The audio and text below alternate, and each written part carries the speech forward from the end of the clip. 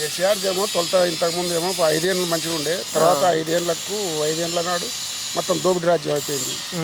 ఇప్పుడు వాళ్ళు చేసిన అప్పులు మేము తీరుస్తున్నాం అన్నాయని కాంగ్రెస్ వాళ్ళు చెప్తున్నారు. అంతే ఉంది ఇక ప్రభుత్వం.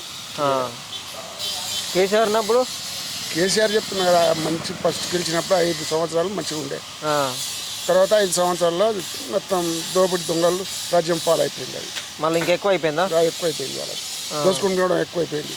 ప్రతి ఒక్క నియోజకవర్గంలో మొత్తం దోసుకోవడమే ఉంది, ఏ ఎమ్మెల్యే అయినా ఏ మంత్రి అయినా. మరి కాంగ్రెస్ ప్రభుత్వం వచ్చిన తర్వాత ఈ బీఆర్ఎస్ చేసిన అవినీతిని బయట పెడతా వస్తూ ఉన్నారు కదా, ఎంక్వైరీ కావచ్చు, కాళేశ్వరం మీద కావచ్చు, ఫోన్ ట్యాపింగ్ వ్యవహారం అది కావచ్చు. కాళేశ్వరం అది సిబిఐకి ఇస్తున్నారు కదా, సిబిఐకి ఇస్తున్నారు. అదొకటి మళ్ళీ ఫోన్ ట్యాపింగ్ కూడా సిబిఐకి ఇస్తాను చెప్పిండు రేవంత్ రెడ్డి.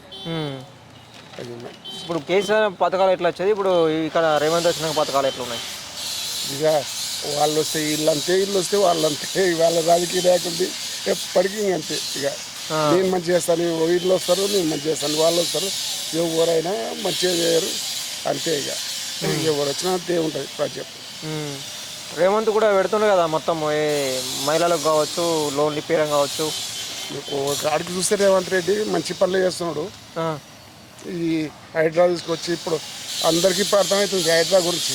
అప్పుడేమో అర్థం కాలే ఫస్ట్లో, అంత కూలగొడుతున్నాడు అది కానీ. ఇప్పుడు అర్థమవుతుంది. అప్పుడు నీళ్ళు ఎక్కడ అయిపోతుంటే అక్కడ ఇప్పుడు ప్రజలకు అర్థమైపోయి అరే హైడ్రా వచ్చిందే చాలా మేలు అని చెప్పి ఇప్పుడు అనిపిస్తుంది. ఇప్పుడు మంచిదేనా హైడ్రా?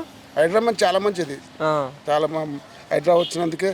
ఈ హైడ్రా లేనంత ముందే ఇంతకుముందు ఎక్కడ చూసినా కుంటలు చెరువులు అన్ని కబ్జాలకు గురై పోయినాయి. ఇప్పుడు హైడ్రా వచ్చినందుకు ఎక్కడిదక్కడ బందోబస్తు చేస్తున్నందుకు చాలా మేలు జరుగుతుంది.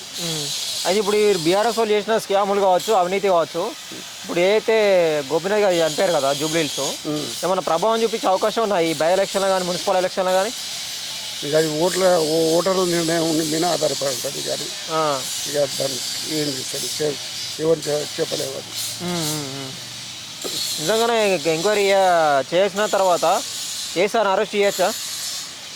అరెస్ట్ అయితే చేయరు. ఎవరినైనా చేస్తే ఏమైందంటే, ఒకరిని అరెస్ట్ చేస్తే వాళ్ళు మళ్ళీ వచ్చేసారి ఖచ్చితంగా వాళ్ళు గెలుస్తారు. కనుక ఎవరిని వీళ్ళు వస్తే వాళ్ళు అరెస్ట్ చేయరు, వాళ్ళు వస్తే వీళ్ళు అరెస్ట్ చేయరు. ఓన్లీ వీటినే నడుస్తుంటాయి. ఆయనకి ఎవరినైనా అరెస్ట్ చేస్తే జైలుకి వచ్చినప్పుడు మళ్ళీ ఖచ్చితంగా గెలుస్తాడు. అది అందుకోసమే అరెస్ట్ చేయరు ఎవరైనా.